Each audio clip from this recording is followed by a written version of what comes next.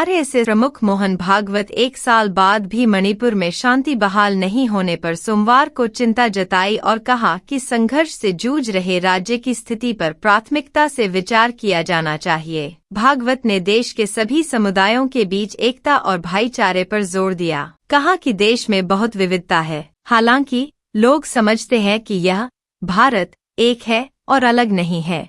संघ प्रमुख ने कार्यकर्ता विकास वर्ग द्वितीय के समापन कार्यक्रम में आरएसएस प्रशिक्षुओं को संबोधित करते हुए कहा कि विभिन्न स्थानों और समाज में संघर्ष अच्छा नहीं है।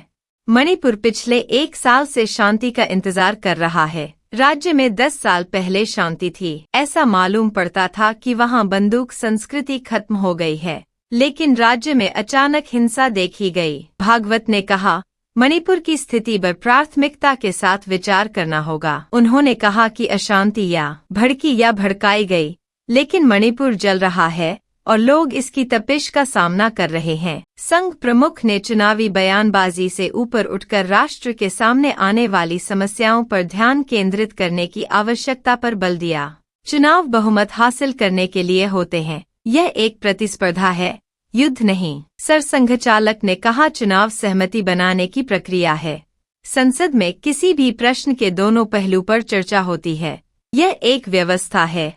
वास्तव में सहमति बने इसलिए संसद है, किंतु चुनाव प्रचार में एक दूसरे को लताड़ना, तकनीक का दुरुपयोग, झूठ प्रसारित करना यह ठीक नहीं है।